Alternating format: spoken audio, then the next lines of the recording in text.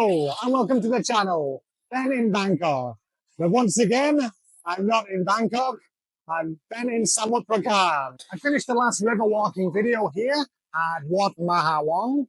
And before I continue today, I'm just going to take a little side trip to the western bank of the river. Some of you might be wondering, why have I chosen the eastern side of the riverbank to walk along? Is it because it's more densely populated, or are there many great landmarks to see on this side? Or perhaps it's because Khao San Road is located on this side and it'll give an old dog like me a chance to relive his glory days. Who knows? That being said, from time to time we will be checking out the other side of the river, and today we're going to do exactly this.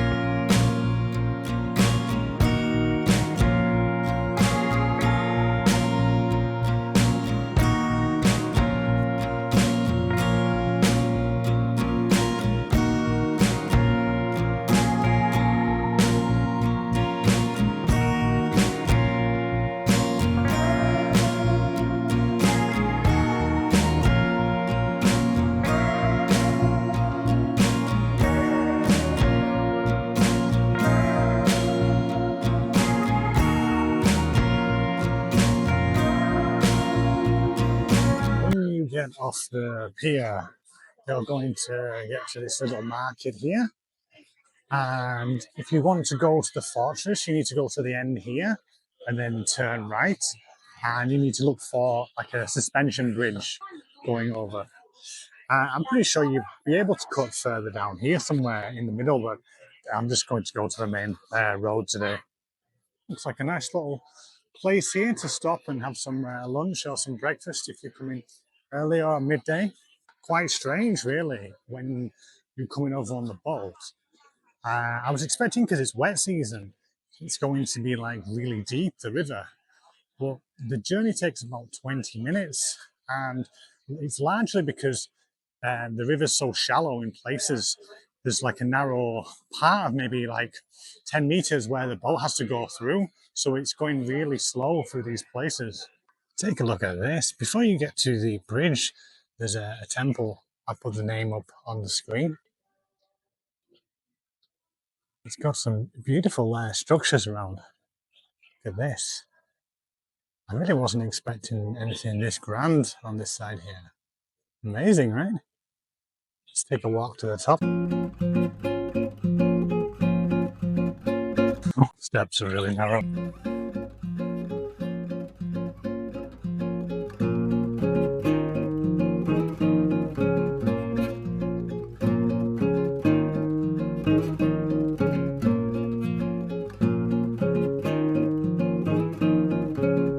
If you're looking to gain access to the bridge, just head through this door here and up the stairwell. It'll take you to the top up here. Once you've crossed the bridge, you come down the stairwell here.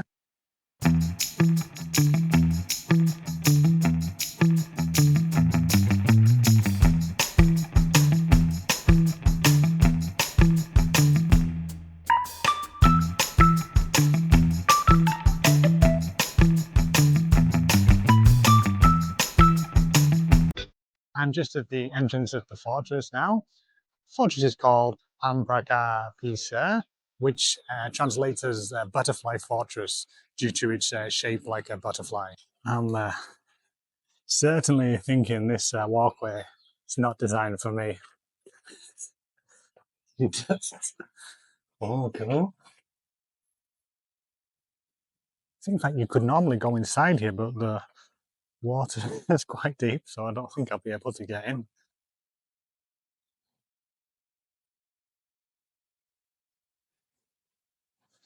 Just behind me here is a 6-inch Armstrong gun.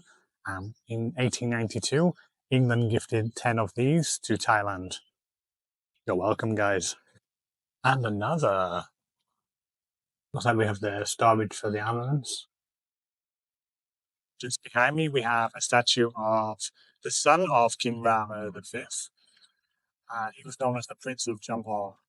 King Rama V was a significant figure here because he was responsible for modernizing the fort at the end of the 19th century. I'm just inside one of the structures in the middle of the fortress.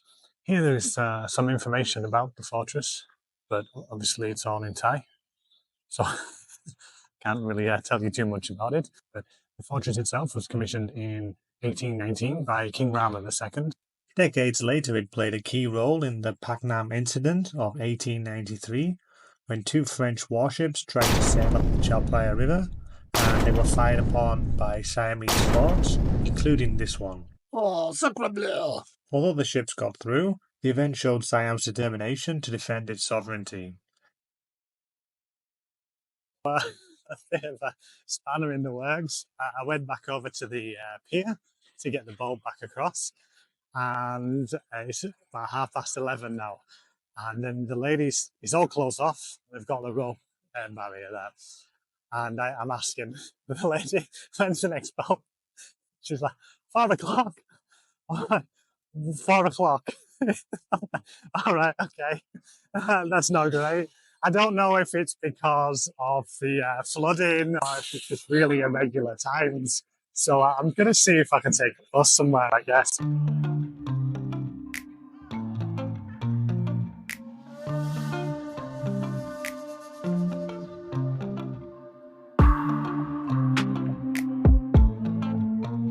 Panic's over. So I wasn't waiting until 4 o'clock to get the boat. So I caught the bus. It's quite good actually. You can take bus number 20 and it just drops you off at Chiang Erdogan. So if you want to go see the Erdogan Museum and the fortress in the same day, it's quite ideal actually. So yeah, not so bad. Behind me there you can see the Erdogan Museum. So you might notice during this trip, what I'm going to be doing is I'm going to be going back to the last location I left off in my previous video and going from there. Likewise, if I do go to the other side of the river, I'll come back to where I left. That way I can cover as much of the river as possible and I won't miss too many things. So now we're just going to take the BTS a couple stops back the opposite way and we'll head to around Mahawang and then we'll continue north of the river this way. Back at BTS Park now. This is what Mahawang over there. And it's at lunchtime, so I'm just going to go on the opposite side. And I'm going to walk up the street here and see if there's anywhere to get something to eat before I go to the Royal Thai Naval Museum. Should be about, I think it's 10 minutes of the road from here. So I didn't really see anything that I like for lunch on the way up. There's not really that much, to be honest. So I think I'm going to head to the Naval Museum first, and then I'll have a late lunch. Here we are at the Naval Museum. This one's for you, Chris. The museum is housed in two buildings and a spacious outdoor area. It documents the history of the Royal Thai Navy. The grounds display real naval hardware, such as seaplanes and amphibious craft. Inside you can see weaponry, uniform and equipment used by the Royal Thai Navy. Admission to the museum is free and it's open every day from about 8:30 to 4, except on public holidays. So that was the Royal Thai Naval Museum. Pretty good, quite a nice display. On the ground floor you can find weapons and armaments.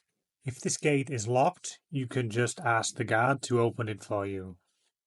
On the second floor, they have some military uniforms on one side, and on the other side, they have replica boats and some of the royal barges.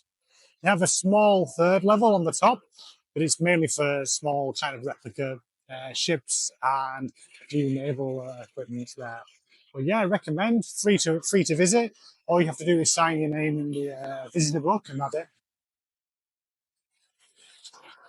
Opposite the museum, there is the current Thai Naval Academy, and lots of the area around the river, it's part of this institution, so it's very difficult to get down there. Lots of it's blocked off, obviously, so it's probably not the best idea for me to be going down there with a camera filming lots of military installations. So I'll be heading up the road here and probably to the next BTS, the one closest to the Erdogan Museum. What I really love when I'm in Bangkok is the sight of the SkyTrain line. It reminds me of the old days where, before we had mobile phones and GPS, You'd be wandering around Bangkok for like 30 minutes, 1 hour, like totally lost, no idea where you're going. Especially if you're on a budget and you can't just get a taxi straight away. So when you saw the BTS, you knew you were like kind of on your home straight. So it'd give you like the way to get back, then you could find wherever you were going. And you know, just to see it for the first time, you were like, oh, here I am, I can find where I'm going. And now it's so easy. We could just walk around. We don't have to think about anything. You know, we don't have to orientate ourselves for places we're going. It's scary, really. Almost back at the BTS now. I just found this little place to eat here. Street side place. So I'm just going to be having some noodles with chicken, and they have the Thai basil. If you don't know Thai basil, you'll find it in many dishes. Very different from the basil we have, like the Italian basil. But it adds a brilliant flavour to the food. Goes really well with chicken and spice. Superb, let's see. Yeah, I'm really hungry. And when I'm looking around further down, there's not so many places to eat. There's a few little coffee shops, but on this road here between the two stops, it's mainly just petrol station. There's a few kind of depots and things like this. So yeah, not so much in terms of food. I'm really into eating outside. This for me is one of the biggest reasons why I live in Thailand. Just as many meals as possible outside. You know, when you can do it like all times of year, even in wet season, as long as you're under some cover like this. And I feel like when I go to a restaurant now, and I'm inside its AC, I just feel like there's no atmosphere. And I think it's because when you're on the street, you've got like the buzz, the traffic, and all the noise. So even if at the moment some guys just left, I'm the only person in this place at the moment now, but it feels like atmospheric just because you've got all the sounds in the streets. Yeah, you've got like the noodles, some of the basil, nice bit of spice here, bits of chicken too. Also, what I really like is if you like a drink, water as well.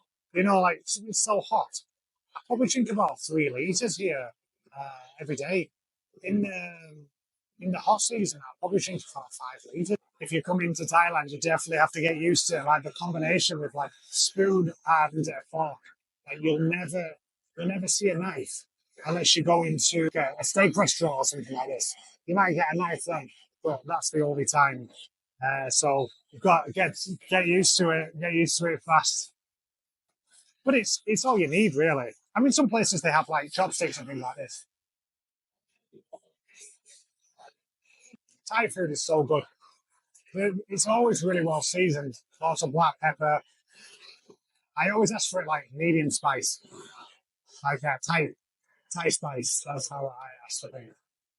And normally that's like perfect. It's probably equivalent to like a British curry or something like this. If you ask for it like spicy, that's what you'll get for like medium. Another thing you can do is you can ask about how many chilies. You can sort of say 5 would be like really, really too spicy for me. 3 is like heavy spice, but probably good enough. And if you don't really like spice, just go for 1. If you want to try a little, just have 1. It'll definitely be enough for you. Like 2 or 3 is perfect for me. But I know people have like 5, and you know I can't enjoy 5. 4's not bad, but yeah, 5 chilies is way too much. Polish that one off. So gonna go now. Let's get a bill. Got a cup. Tao cup. What's it? ขอบคุณมากครับเจอกันครับ Yeah, really nice little place. Just on the side of the road. What I really like about Thailand, I'll show you. When you're walking around, you just have these little stores like this. You see like tomatoes and lettuce and things like chilies. These means that they'll be doing like somtap. This is nice because it's got a good menu here. This is what I don't know. What's on the other side? I had this, but basically with noodles. Very nice. Pretty good. Okay, let's walk now. We could just see the BTS up here. That's probably where I'm going to wrap the video up today because I don't really have time to get back down to the river too much. This is quite good. You often see these by near the BTS, like mini kind of night markets. So really good place to come on an evening. You can get something to eat there. You get a nice meal for between 50 to 100 baht. Plenty of like desserts and drinks too. Quite a few of the bigger ones, they have live music up there, bands and things playing. Oh, this is quite big. Oh, it's massive actually.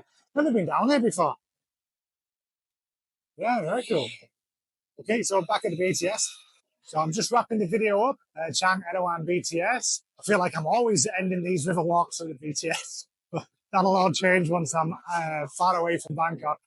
So thanks for watching as always, especially if you've made it to the end of the video. Well done, well done. Okay, thank you and see you next time. Have a nice day.